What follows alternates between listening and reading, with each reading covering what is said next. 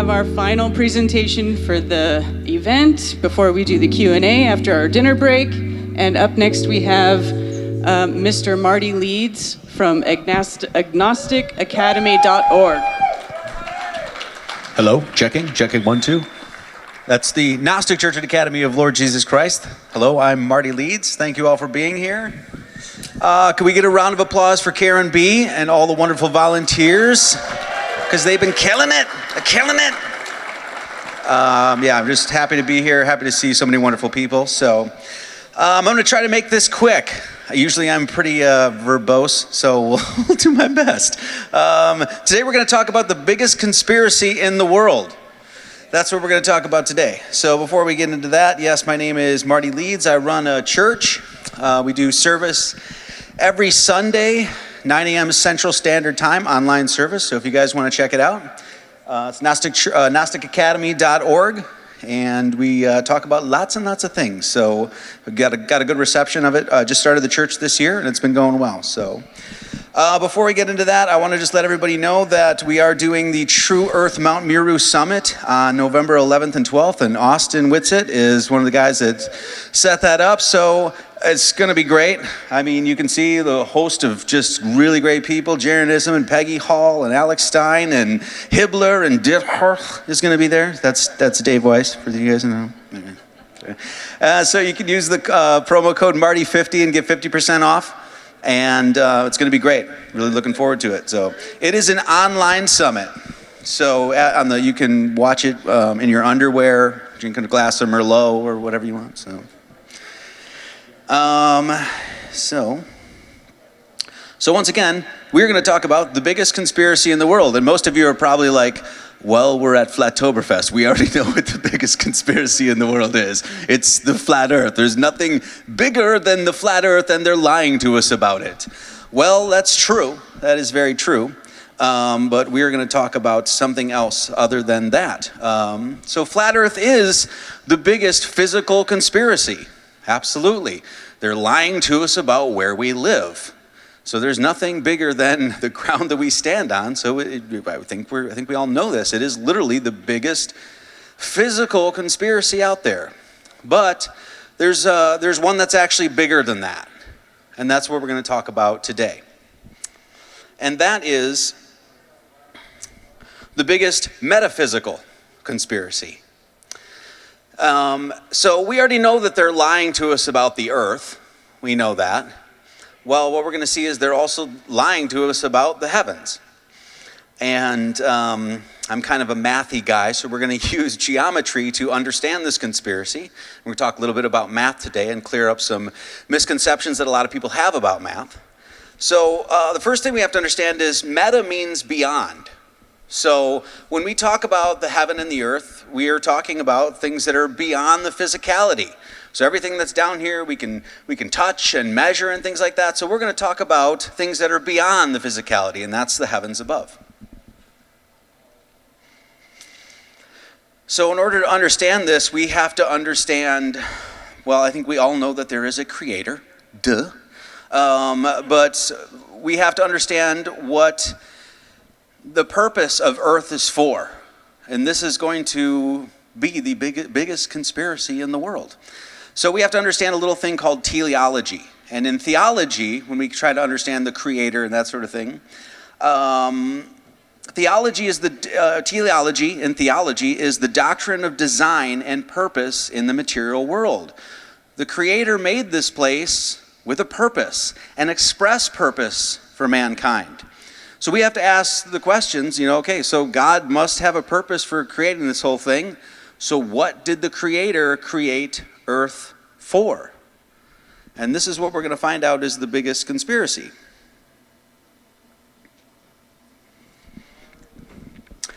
This comes from an esotericist, Alvin Boyd Kuhn. So it's we have to ask, what are we doing here? What is the purpose of earth? The purpose of life in the flesh is to force souls who have come here from the Empyrean, from the heavens, to exert themselves against pressure, stress, and strain in order to develop their greater potential divinity. That's what we're here for, to recognize the potential that human beings actually have. And the powers that should not be, if you will, are trying to crush that potential. They're trying to make us small, like we came from monkeys and shit, okay? And so this is what we're here for. We're here to understand that we have a divine spark within, and that God wants us to bring that spark home. So here we must have struggles. We must have obstacles, challenges, difficulties. We have to have suffering, pain, trials, and tribulations so that we may discover that light that's within us, that eternal divine spark, to discover that within us and send that light back to heaven and make our way back home.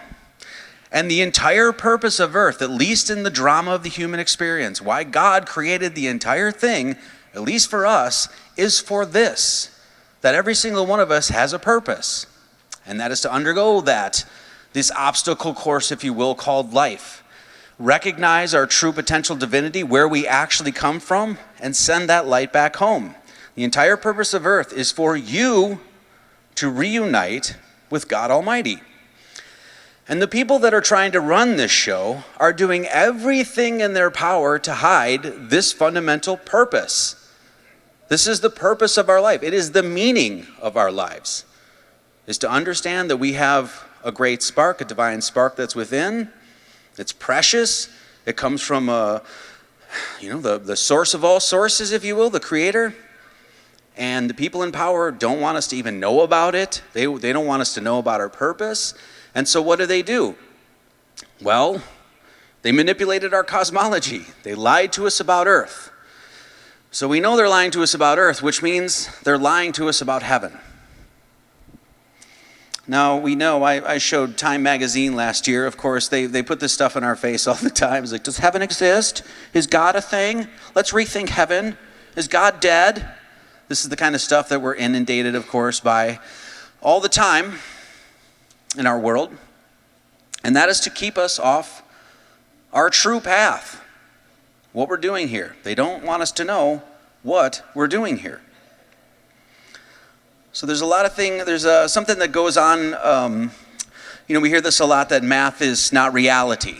All right, I know that, Red's rhetoric and stuff like that is like, math is reality. If you can make the math fit, that means it's true. Well, no, that's not true at all, right? So, no, math is not reality.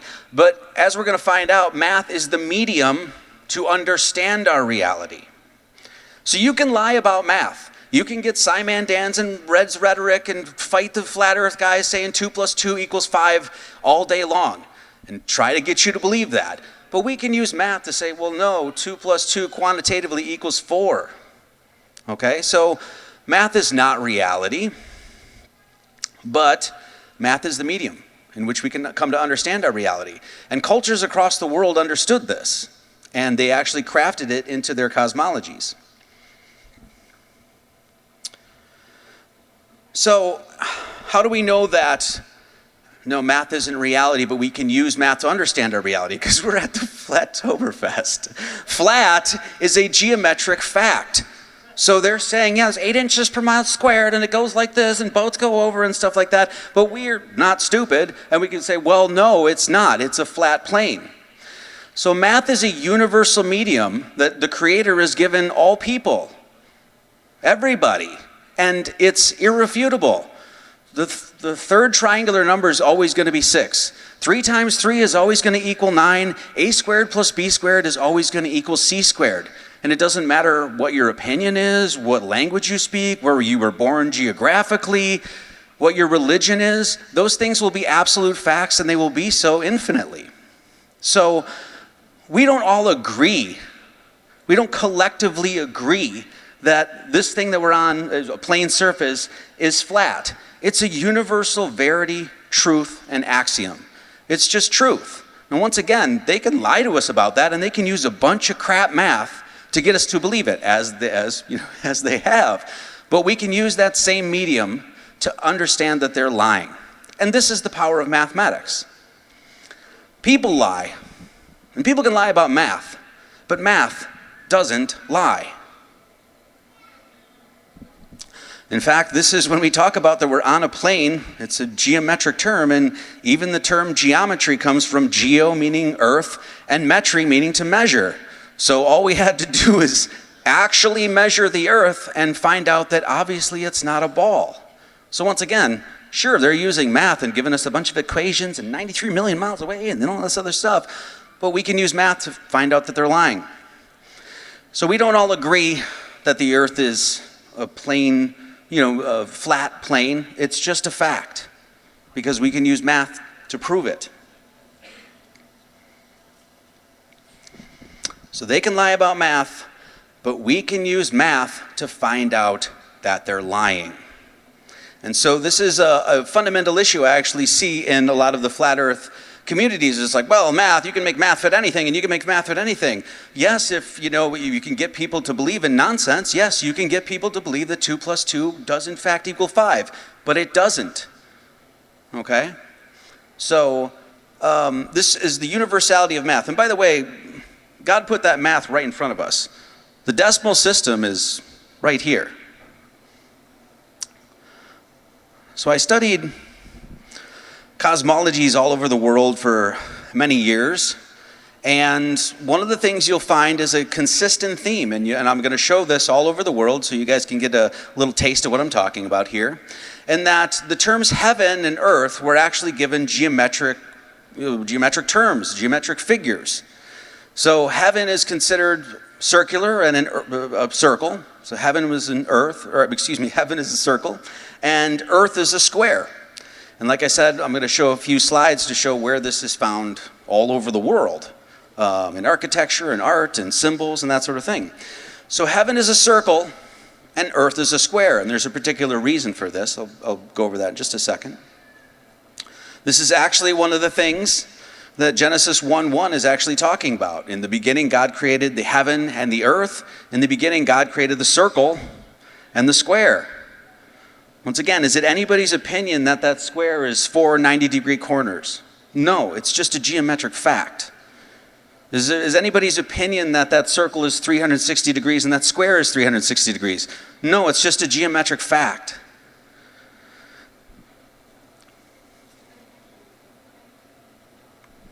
So, where are some of the places that we can find this notion that heaven is a circle and earth is a square? Well, everywhere. First one is the Freemasonic square and compasses. What does the compass create? A circle. And where is it pointing up? It's pointing up. And the square is what? Pointing down. So what is it saying? Compass, circle, heaven, square, earth, square. So in that one symbol right there, they're actually talking about our cosmology.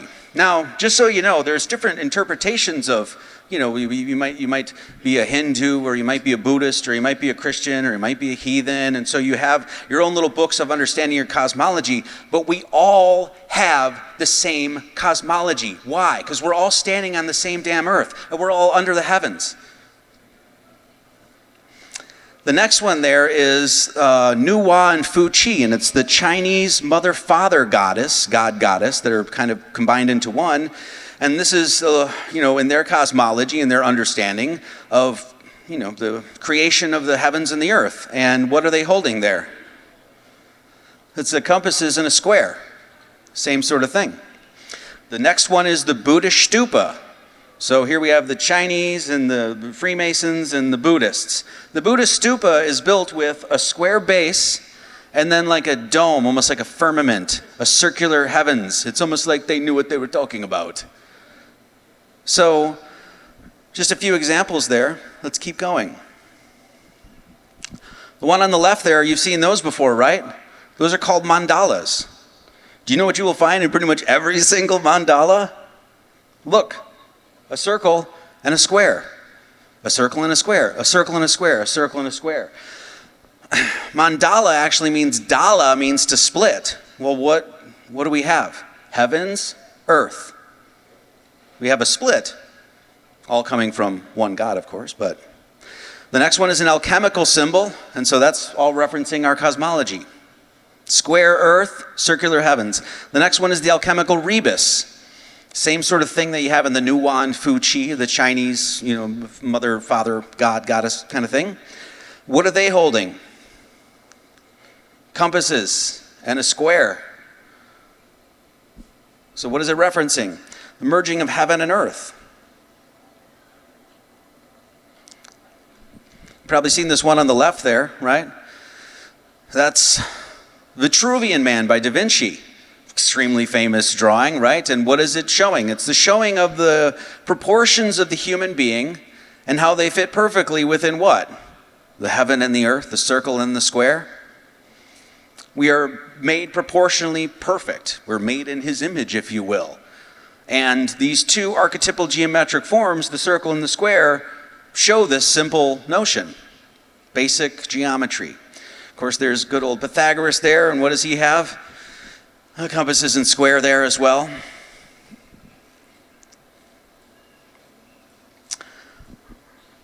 How about this? Architecture around the world, not just the Buddhist stupa. These are all Christian cathedrals around the world, and you'll see again and again and again, they got a square base representing the earth, and then they have a dome or a circle that represents heaven. You can see it's a fundamental in some of these, main cathedrals. Right there, again and again and again, they will use this theme because it's universal. Doesn't belong to anybody. It's property of everybody and no one, in other words. And it tells something about where we are. And as we're going to see, it's going to tell us about who we are, too. The Christian Orthodoxy, you'll find this. This is from Jonathan Peugeot, actually. Pretty famous guy on YouTube right now. And he wrote a whole article, Heaven is round, Earth is a square. Why is it round? Well, there's probably a dome up there, right? Some sort of metaphysical barrier, if you will. Heaven is round, earth is square. So this idea is found all over the world and crafted in some of the greatest mystical traditions and is kept alive even today. Of course, you find this as well. For all the Christians out there, you find plenty of illustrations of Jesus, and he's holding a compass, and he's circumscribing the earth. So, what do this circle and square represent? Well, the heaven, the circle, and the earth, the square. The heaven, the circle, is the metaphysical. It's that which is beyond the physical. Literally, nobody can go up there in a flesh vehicle, if you will. It's beyond the physical. It's the unknown. How far away is Sirius? Can anybody tell me? What's the diameter of the sun? Can anybody tell me? How far away is the moon? Can anybody tell me? No. It's unknown. It's incorruptible. No man can go up there and change the course of, we're going to shift the stars in Orion's belt a little bit, or maybe we'll make the sun rise over here tomorrow. It doesn't work that way. We don't get to touch that stuff. Therefore, it's incorruptible. It's incorporeal. It's celestial. It's spiritual. Spirit as opposed to material, matter. Earth represents the physical. It's the known. It's the corruptible. Down here is where corruption actually happens. It's the corporeal. It's the terrestrial. It's the material. It's the matter. So what you have with these two geometric archetypes is heaven being the metaphysical, earth being the physical. Heaven being the unknown, earth being the known. Heaven being the incorruptible, earth being the corruptible. So you can see what you have is these essentially pair of opposites that unite harmoniously in our cosmology. And they're understood through two geometric forms, the circle and the square. Now, why is the heaven known as a circle and earth as a square? I don't want to get too mathy here, but I'll just say this quick. The circle is actually immeasurable. We always have to approximate a circle. Always. Why? Because we're using the constant of pi. I don't want to get into this too much, but pi is an infinite number. So because it's infinite, we always have to approximate that number. Always. So whether it's 3.142 or 3.141, doesn't matter. We always have to approximate it, which means we can never truly understand the circumference or the area of a circle because we have to approximate pi. So we can get really, really close to understanding its area or its circumference, but we can never actually truly measure it. So the circle inherently, by its inherent geometry, has an immeasurability to it. just like the stars above. Once again, how far away is the North Star? What's the diameter of the moon? But I can take a tape measure and measure this stage, right? Well, that's because the Earth is a square. And what can we do? Well, we can easily measure the square. We can go and find its 90-degree corners. We can put a tape measure around it. I know exactly if that side is 8 and it's a square, well, that area is going to be 64. The circle doesn't have that. So hence why you find culture after culture, whether it's the Buddhists, whether it's the Chinese, whether it's the Masons, whether it's the Christians, mandalas all over the world are expressing these fundamentals. It's all understood through basics of geometry. So when we talk about the heavens being metaphysical, beyond the physical, this is one of the things that it's 1 Corinthians 15:50 says, "Now this I say, brethren, that flesh and blood cannot inherit the kingdom of God, neither doth corruption inherit incorruption." Corruption, incorruption. These flesh and blood vehicles don't get to go up there. Why? Because they're material. Well, we're not supposed to bring our flesh and blood vehicles back home. We're supposed to bring the spirit, the divine spark, back to the Creator. So this fundamental, this archetypal fundamental geometry is understood across the world, and the powers that be know this, and they're going to flash it in your face and mock you, because that's what they do. So, when we talk about that's the metaphysical, it's beyond the physical. What I'm saying is that the moon isn't a physical object. Sirius isn't a physical object. Alnitak, Alnilam, and Mintaka, the Orion's belt, those are not physical objects. The sun is not a physical object. It's metaphysical. It's incorporeal in this sense. And this is one of the reasons that they're driving buggies around on the moon. And they're sending rovers on Mars. Because they want to convince you that that shit's material. They want to convince you that we can land on the moon because it's a physical object. And we can land on Mars. It's not. So one of the biggest, occult things that they're doing is trying to convince you that all of that stuff up there is material. So what are they doing? They're hiding the spiritual. Hence why they're lying to us about the earth. They don't want you to know where you are. They don't want you to know what the heavens above actually are. And they don't want you to know your purpose here. It's because they're damned wizards, as we all know. They are wizards. They're not scientists. They're occult scientists, but they're wizards. And this is what they're doing full time. All of these organizations are constructed specifically to hide your purpose of returning that divine spark, that eternal divine spark within you, home to the Creator. That's what they're doing. So people say, well, flat earth, they're hiding God. Yeah, that's true, right? They're hiding God. But moreover, they're trying to play God. Because when you think about it is, if you can control souls by manipulating, by lying, by spell casting people, by programming them, if you can convince them they don't know where they are and all this other stuff, well then what are you doing? You're controlling the process of souls getting back to God. So they're playing God. Well, of course they are. Or they're trying to anyway, right?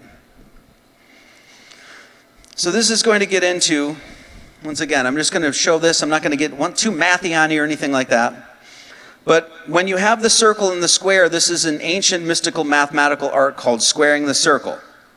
And what it is finding a congruence between the circle and the square, and finding equality between the circle and the square. And so there's a couple different ways you can square the circle, but one of them is shown here. And when you do, so this is the Great Pyramid, and we all know the Great Pyramid of Giza. Of course, it's one of the 7 wonders of the world. It's an architectural masterpiece. Most people have no idea why it was even built or what it's for, and we still don't know. But we do know one thing, because we can use math. And what it's doing is squaring the circle. So as you can see, when you find the perimeter of that square equal to the circumference of the circle. So once again, to make this simple, you're just finding equality between the circle and the square, as close as you can. When you do this, what happens is you can fit the proportions of the Great Pyramid of Giza within these 2 geometric forms, very simply. Okay? That's going to be important moving on. So, we don't really know who built the Great Pyramid of Giza. We don't really know what it's for. You know, we have all these speculations and all this conjecture and all this other stuff. But we do know one thing for sure, that it is a repository for mathematical information. And when you understand that mathematics is universal and actually can tell us about our cosmology, then you start to understand why they lie to us so much about math. And why, when we go through our school system, everybody hates it. So, everybody see this. Put it in your head. Because now we're going to start showing you how these people know this, and how they flash it in your face, and how they use it to mock you. Everybody see this? Great Pyramid of Giza, fitting within the circle and the square. This is the Tesla logo. Everybody see this? So doing some basic geometry. And anybody can do this, and I encourage you to do it. You can go into a CAD program, and so you see the top arc of that Tesla logo there. Well, you can make a circle with that arc. It's very simple. You got a Corel Draw or Adobe Illustrator or Affinity Designer, go ahead and do it. Real easy. You can take that logo, make the circle, and at the bottom of that T, do you know what will fit perfectly within there? The proportions of the Great Pyramid of Giza. Which does what? Squares the circle. Which does what? Tells us about our true cosmology. Once again, what is Tesla doing? Trying to convince us that it's material up there. Landing rovers on Mars and sending cars up there and all this other stuff. No. How about this one? The Economist, the world in 2019. I'm sure many people have seen this. I'm just going to show this real quick. But the biggest thing they have there is the Vitruvian Man, which is what? Within the squared circle.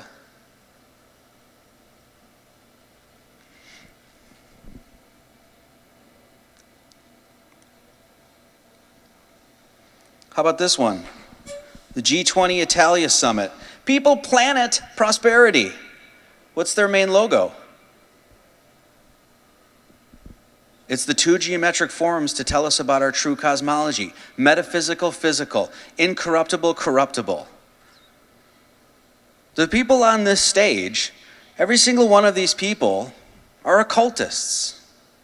That's what they do. They work full time to make sure you don't know who you are, where you are, the nature of God, the nature of this place, and what you're doing here. True. Yes.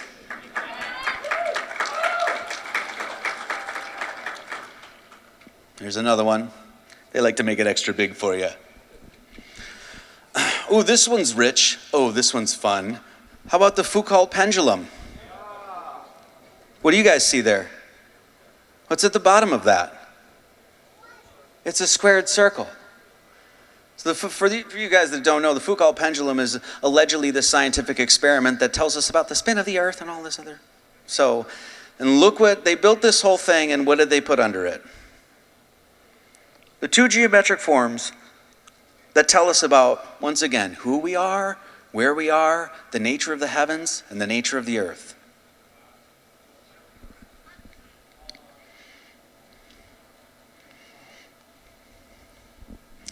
Remember this one? It was 19 hijackers and a dude in a cave. Remember this one? Now, most people are like, September 11th, it's 9/11. 9/11 is emergency number, and that's why. No, September 11th didn't happen on 9/11. Nuh-uh. September means 7. Sept means 7. Oct means 8. Nov means 9. Deca means 10. Yet for some reason, those are the 9th, 10th, 11th, 12th months. Doesn't make any sense to me. It shouldn't make any sense to you either. So 9/11 did not happen on 9/11. It happened on Sept, which means 7/11. 7/11. Do you know what you can use 2 numbers to find the basic proportions of the Great Pyramid of Giza? And do you know what those numbers are? 7/11. Now, that's just one thing, but I have a whole video that I would highly recommend if you haven't watched, and it's called I don't know if I have it here, but it's called De-Occulting the Las Vegas Shooting in 9/11, where I actually go into all the math that they used, and they repeatedly used the squared circle. How many people died, the time, again and again and again and again. So speaking of the Las Vegas shooting, you guys remember this? Stephen Paddock, floor 135 in room 32, and he had all those weapons, and he busted out the windows, and he shot all those people that were in a paddock. It was almost like it was a cult satanic ritual or something. I don't know. So you guys remember this one? Yeah. Well, so there was the shooting right there. It's like, oh, there's the crowd, and Jason Aldean was playing some shit country music. And then so, yeah. And so that's what happened, guys. That's exactly what happened. Just believe the narrative. And that happened right across the street from the Luxor Hotel, which is a representation of the Great Pyramid of Giza. So yet again, another occult satanic ritual that was aimed at scaring the shit out of everybody and trying to take your weapons. And what did they do? What did they evoke? The Great Pyramid of Giza, the squared circle. There it is again. That's literally right across the street. Oh, I think I do have this. Highly recommend the Antichrist Rituals of 9/11 and the Las Vegas shooting. I'm not trying to pat myself on the back here, but this video will blow your mind. Thank you.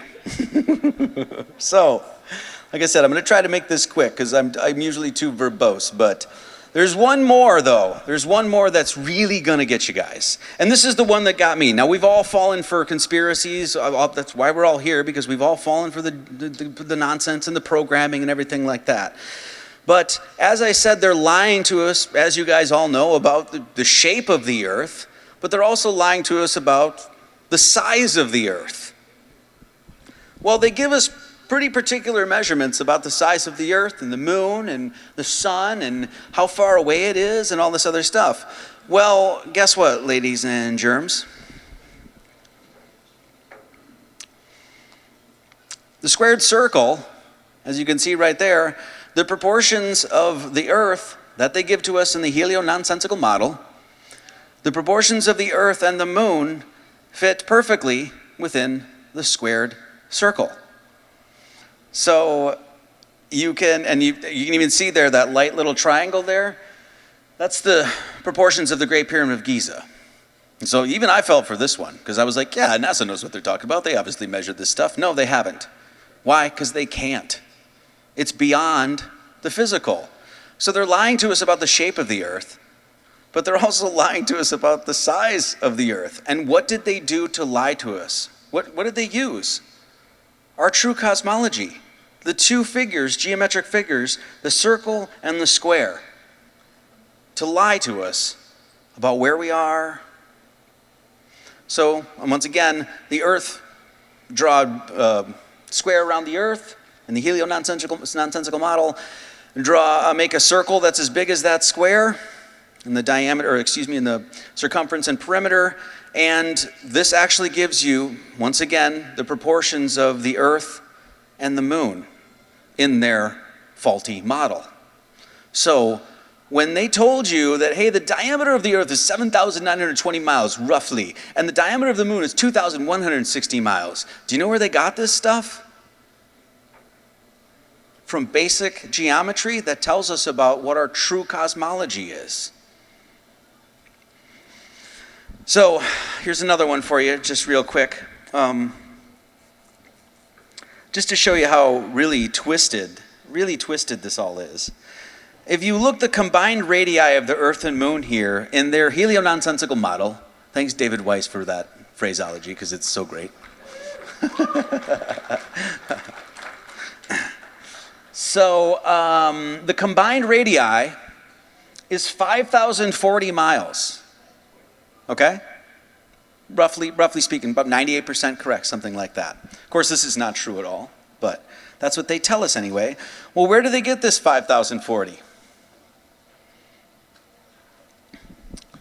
Well, all you have to do is look at your hands. You have these little things called phalanges on your hands. These little segments here. And you can go ahead and count them yourself. Don't worry, there's not going to be a math test later. But you can go 1, 2, 3, 4, 5, 6, 7, 8, 9, 10, 11, 12, 13, and 14. And of course, you got 2 of these hands. So 14 times 2 is 28. Well, adding 1 through 7, so 1 plus 2 plus 3 plus 4 plus 5 plus 6 plus 7 equals 28. So in other words, the 7th triangular number is on your hands. Well, just multiply 1 through 7, and you know what you got? 5,040. These are some, pardon my language, these are some sick dick bags. So you can lie about math. Absolutely. You can convince people that 2 plus 2 equals 5. But we can use math to say, well, no, it doesn't. 2 plus 2 quantitatively equals 4, and there's nothing that you can tell me that will convince me otherwise, because I can do basic math. So you can lie about math, but math doesn't lie. And not only can we use math to find out that they're lying, as we do here. That's what the Flatoberfest is all about, right? They said it's 8 inches per mile squared, right? And then we said, no, it's a plane. No, we can clearly see too far. That's because math doesn't lie. You just have to be honest with it. But we can also use math to find out what they're lying about. And what are they lying about? Our purpose here. Our purpose here. God has given us a purpose, each and every single one of us. And they don't want you to know. And these cultures across the world, in the Mandala and the Chinese and the Buddhists and all of this stuff, they're trying to let us know. I'm sure the people at whoever did the Las Vegas shooting are not going to tell us anyway. So we have a task at hand, all of us.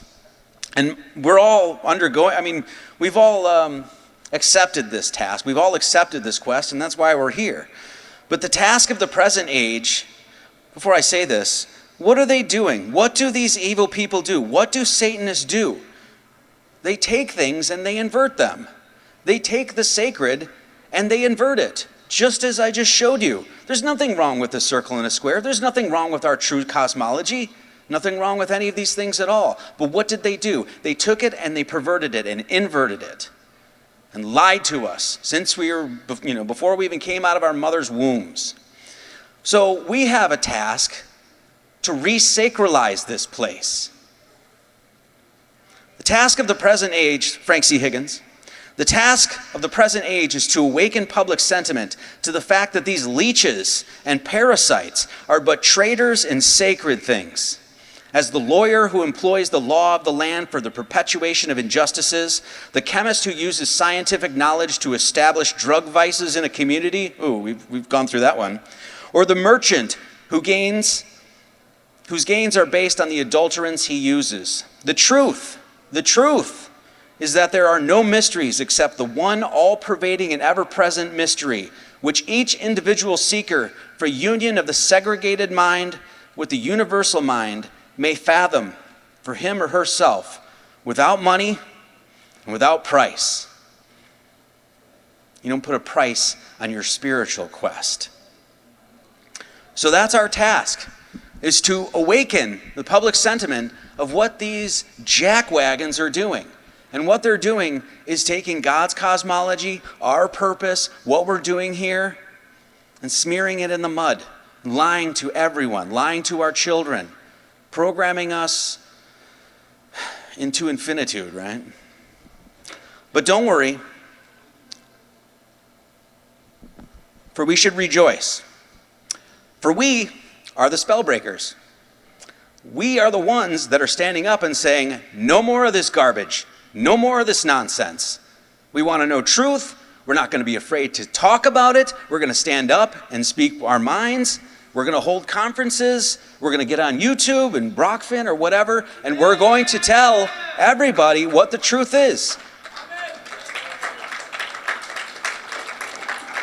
No more of their lies, no more of their programs, no more of their wizardry, no more of their spellcrafts. We break it.